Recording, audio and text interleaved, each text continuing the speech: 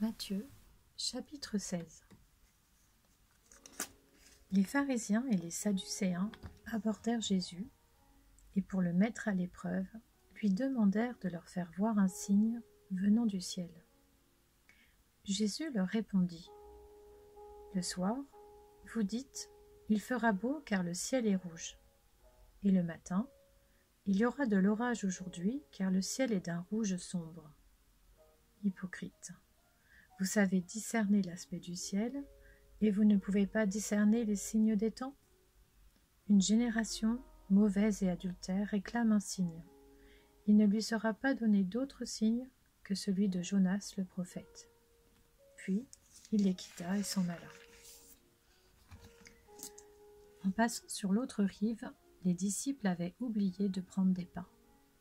Jésus leur dit : « Attention, méfiez-vous du levain des pharisiens et des sadducéens. » Les disciples raisonnaient en eux-mêmes et disaient : « C'est parce que nous n'avons pas pris de pain. » Jésus, le sachant, leur dit : « Hommes de peu de foi, pourquoi raisonnez-vous en vous-même sur le fait que vous n'avez pas pris de pain ?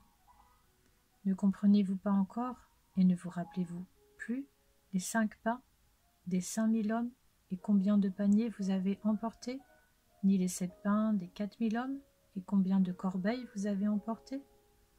Comment ne comprenez-vous pas que ce n'est pas de pain que je vous ai parlé ? Méfiez-vous du levain des pharisiens et des sadducéens. » Alors ils comprirent que ce n'était pas du levain du pain qui leur avait dit de se méfier, mais de l'enseignement des pharisiens et des sadducéens. Jésus arriva dans le territoire de Césarée de Philippe. Il demanda à ses disciples : « Qui suis-je, d'après les hommes ? Moi, le Fils de l'homme ? » Ils répondirent : « Les uns disent que tu es Jean-Baptiste, les autres Élie, les autres Jérémie ou l'un des prophètes. Et d'après vous, qui suis-je ? » leur dit-il. Simon-Pierre répondit : « Tu es le Messie, le Fils du Dieu vivant. » Jésus reprit la parole et lui dit : « Tu es heureux, Simon, fils de Jonas, car ce n'est pas une pensée humaine qui t'a révélé cela, mais c'est mon Père céleste. Et moi, je te dis que tu es Pierre, et que sur ce rocher, je construirai mon église, et les portes du séjour des morts ne l'emporteront pas sur elle. Je te donnerai les clés du royaume des cieux. Ce que tu lieras sur la terre aura été lié au ciel, et ce que tu délieras sur la terre aura été délié au ciel. » Alors il ordonna aux disciples de ne dire à personne qu'il était le Messie. Dès ce moment, Jésus commença à montrer à ses disciples qu'il devait aller à Jérusalem. Beaucoup souffrirent de la part des anciens, des chefs des prêtres et des spécialistes de la loi, être mis à mort et ressusciter le 3e jour.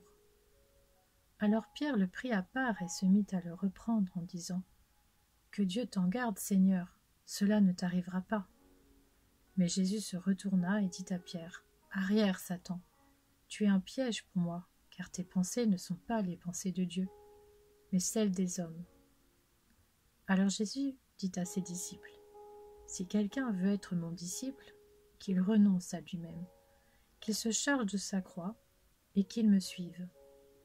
En effet, celui qui voudra sauver sa vie la perdra, mais celui qui la perdra à cause de moi la retrouvera.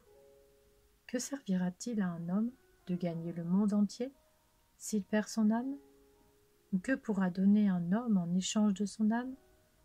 En effet, le Fils de l'homme va venir dans la gloire de son Père avec ses anges, et alors il traitera chacun conformément à sa manière d'agir.